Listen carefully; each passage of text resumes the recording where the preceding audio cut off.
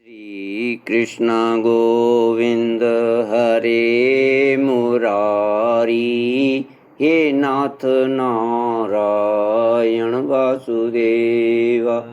श्री कृष्ण गोविंद हरे मुरारी, हे नाथ नारायण वासुदेव। ओम नमो भगवते वासुदेवाय। ओम नमो भगवते वासुदेवाय। ओम नमो भगवते वासुदेवाय।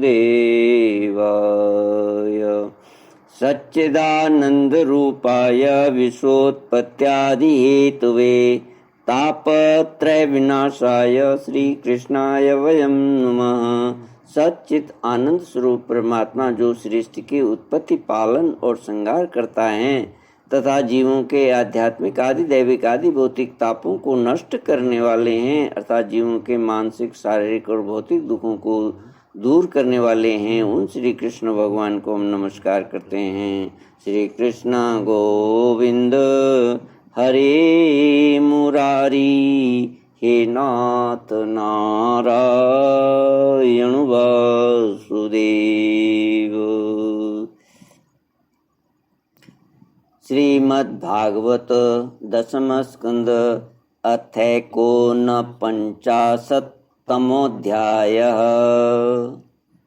श्रीशुक उवाच स गत्वा हस्तिनपुरं पौरवेन्द्रयशोऽङ्कितं ददर्श तत्राम्बिकेयं स भीष्मं विदुरं पृथां सह पुत्रं च बाह्लीकं भारद्वाजं स गौतमं कर्णं सुयोधनं द्रोणीं पांडवान् सुहृदोपरान्। अक्रूर जी का हस्तिनापुर जाना। सुखदेव जी कहते हैं, परीक्षित, भगवान के आज्ञानुसार अक्रूर जी हस्तिनापुर गए। वहाँ की एक एक वस्तु पर पुरुवंशी नरपतियों की अमर कीर्ति की छाप लग रही है। वहाँ की एक एक वस्तु पर पुरुवंशी नरपतियों की अमर कीर्ति की छाप लग रही है। वे वहाँ पहले धृतराष्ट्र, भीष्म, विदुर, कुंती, वालिक और उनके पुत्र सोमदत्त, द्रोणाचार्य, कृपाचार्य, कर्ण, दुर्योधन, द्रोणपुत्र, अश्वत्थामा, युधिष्ठिर आदि पांचों पांडव तथा अन्य इष्ट मित्रों से मिले। जब गांधारी नंदन अक्रूर जी सब इष्ट मित्रों और संबंधियों से भली भांति मिल चुके, तब उनसे उन लोगों ने अपने मथुरावासी स्वजन संबंधियों की कुशल क्षेम पूछी। उनका उत्तर देकर अक्रूर जी ने भी हस्तिनापुर वासियों के कुशल मंगल के संबंध में पूछताछ की। परीक्षित, अक्रूर जी यह जानने के लिए कि धृतराष्ट्र पांडवों के साथ कैसा व्यवहार करते हैं, कुछ महीनों तक वहीं रहे। सच पूछो तो धृतराष्ट्र में अपने दुष्ट पुत्रों की इच्छा के विपरीत कुछ भी करने का साहस न था। वे शकुनी आदि दुष्टों की सलाह के अनुसार ही काम करते थे। अक्रूर जी को कुंती और विदुर ने यह बतलाया कि धृतराष्ट्र के लड़के दुर्योधन आदि पांडवों के प्रभाव, शस्त्र कौशल, बल, वीरता तथा विनय आदि सद्गुण देख देकर उनसे जलते रहते हैं। जब वे यह देखते थे कि प्रजा पांडवों से ही विशेष प्रेम करती है, तब तो वे और भी चिढ़ जाते हैं और पांडवों का अनिष्ट करने पर उतारू हो जाते हैं। अब तक दुर्योधन आदि धृतराष्ट्र के पुत्रों ने पांडवों पर कई बार विषदान आदि बहुत से अत्याचार किए हैं और आगे भी बहुत कुछ करना चाहते हैं। जब अक्रूर जी कुंती के घर आए तब वह अपने भाई के पास जा बैठी। अक्रूर जी को देखकर कुंती के मन में अपने मायके की स्मृति जग गई और नेत्रों में आंसू भर आए। उन्होंने कहा, प्यारे भाई, क्या कभी मेरे माँ बाप, भाई बहन, भतीजे, कुल की स्त्रियां और सखी सहेलियां मेरी याद करती हैं? मैंने सुना है कि हमारे भतीजे भगवान श्री कृष्ण और कमल नयन बलराम बड़े ही भक्त वत्सल और शरणागत रक्षक हैं। क्या वे कभी अपने इन फुफेरे भाइयों को भी याद करते हैं? मैं शत्रुओं के बीच घिरकर शोकाकुल हो रही हूँ। मेरी वही दशा है जैसे कोई हरिणी भेड़ियों के बीच में पड़ गई हो। मेरे बच्चे बिना बाप के हो गए हैं। क्या हमारे श्री कृष्ण कभी यहाँ आकर मुझको और इन अनाथ बालकों को सांत्वना देंगे? श्री कृष्ण को अपने सामने समझकर कुंती कहने लगी, सच्चिदानंद घन स्वरूप श्री कृष्ण, तुम महायोगी हो, विश्वात्मा हो और तुम सारे विश्व के जीवन दाता हो। गोविंद, मैं अपने बच्चों के साथ दुख पर दुख भोग रही हूँ, तुम्हारी शरण में आई हूँ, मेरी रक्षा करो, मेरे बच्चों को बचाओ। मेरे श्री कृष्ण, यह संसार मृत्युमय है और तुम्हारे चरण मोक्ष देने वाले हैं। मैं देखती हूँ कि जो लोग इस संसार से डरे हुए हैं उनके लिए तुम्हारे चरण कमलों के अतिरिक्त और कोई शरण और कोई सहारा नहीं है। श्री कृष्ण, तुम माया के लेस से रहित परम शुद्ध हो। तुम स्वयं परब्रह्म परमात्मा हो। समस्त साधनों, योगों और उपायों के स्वामी हो तथा स्वयं योग भी हो। श्री कृष्ण, मैं तुम्हारी शरण में आई हूँ, तुम मेरी रक्षा करो। श्री कृष्ण गोविंद हरे मुरारी, हे नाथ नारायण वासुदेव। श्री शुक उवाच, इत्यानुस्मृत्य स्वजनं कृष्णं च जगदीश्वरं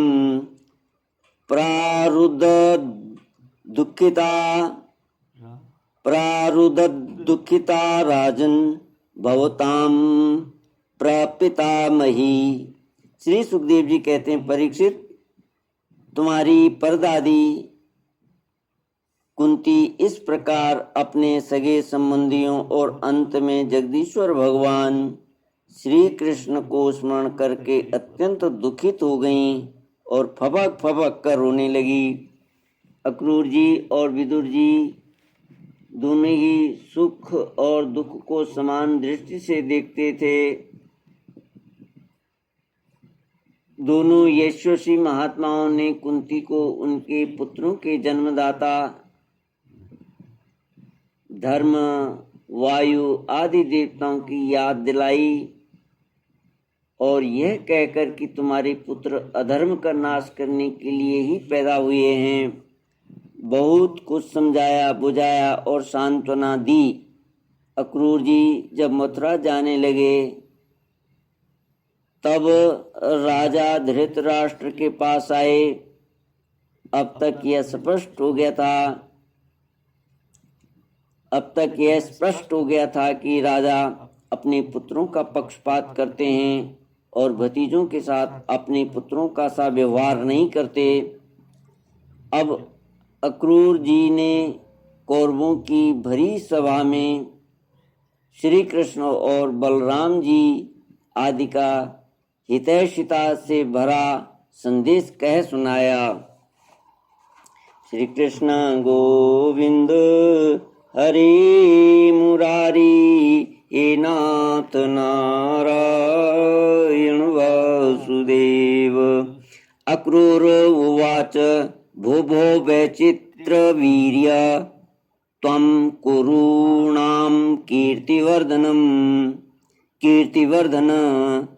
भ्रातर्युपरते पांडवावधुनासनमास्थित। अक्रूर जी ने कहा, महाराज धृतराज जी, आप कुरुवंशियों की उज्जवल कीर्ति को और भी बढ़ाइए। आपको यह काम विशेष रूप से इसलिए भी करना चाहिए कि अपने भाई पांडु के परलोक सिधारने पर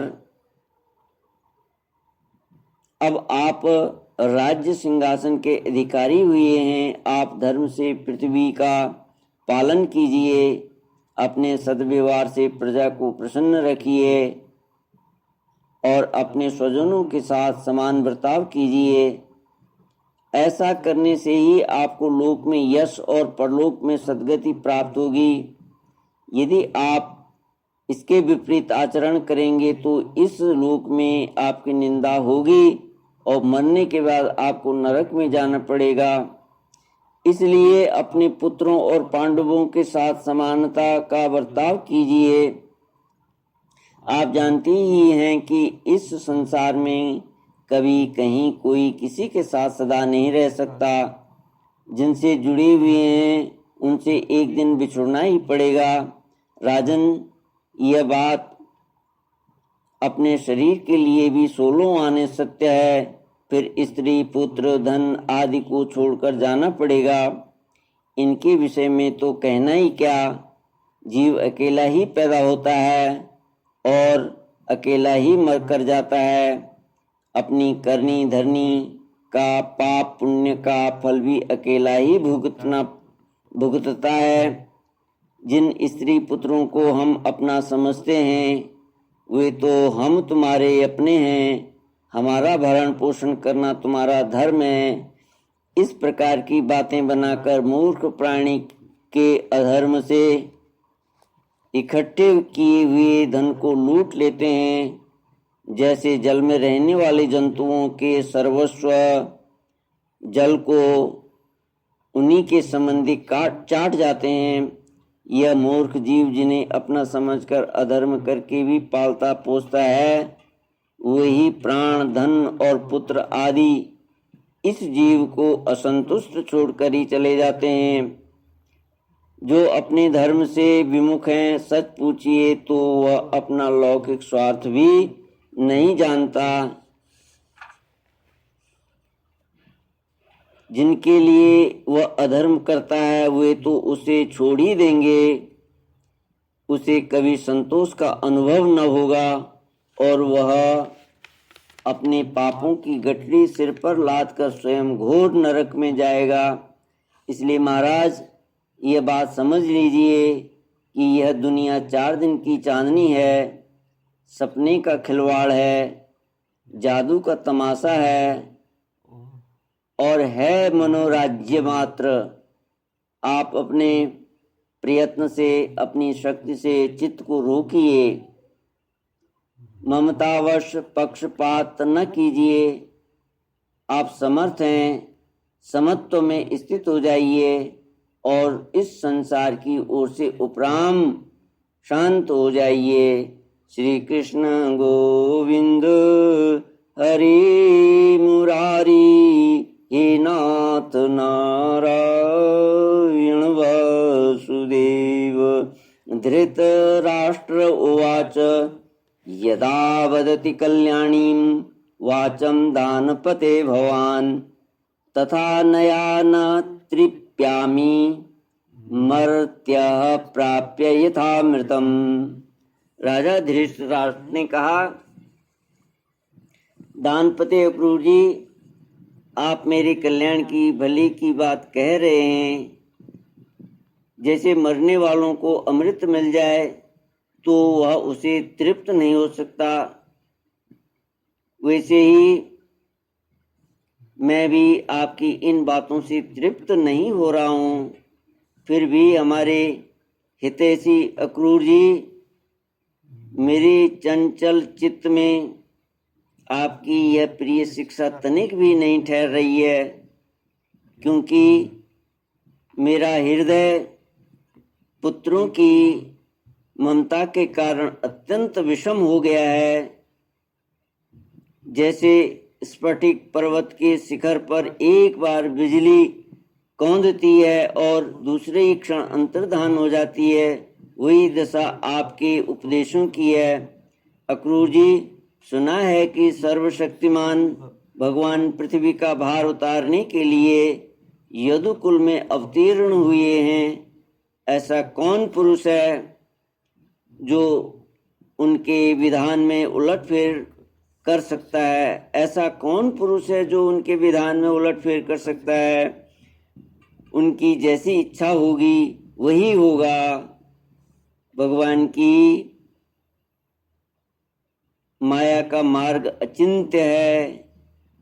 उसी माया के द्वारा इस संसार की सृष्टि करके वे इसमें प्रवेश करते हैं और कर्म तथा कर्म फलों का विभाजन कर देते हैं।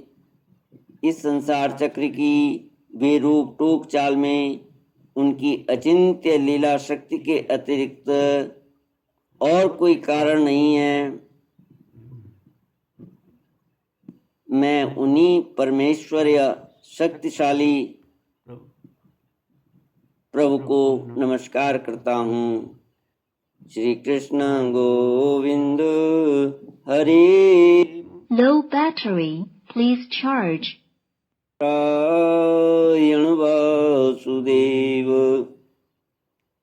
श्री शुक उवाच इत्यभिप्रेत्य नृपतेरभिप्रायं स यादव सुहृद्भिः समनुज्ञात पुनर्यदुपुरीमगात्। अक्रूर जी, महाराज धृतराष्ट्र का अभिप्राय जानकर और कुरुवंशी स्वजन संबंधियों से प्रेम पूर्वक अनुमति लेकर मथुरा लौट आए। परीक्षित, उन्होंने वहां भगवान श्री कृष्ण और बलराम जी के सामने धृतराष्ट्र का वह सारा व्यवहार बर्ताव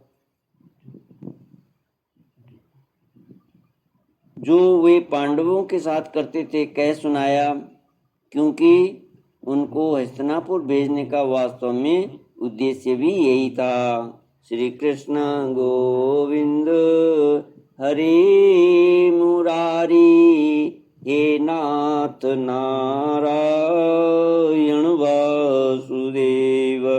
इति श्रीमद्भागवते महापुराणे वैयासिक्यामष्टादशसाहस्र्यां पारमहंस्यां संहितायां दशमस्कन्धे पूर्वार्धे 49तमोऽध्याय समाप्तमिदं दशमस्कन्धस्य पूर्वार्धम्। श्रीकृष्णार्पणमस्तु। ओम पूर्णमदः पूर्णमिदं पूर्णात् पूर्णमुदच्यते पूर्णस्य पूर्णमादाय पूर्णमेवावशिष्यते। ओम शांति शांति शांति।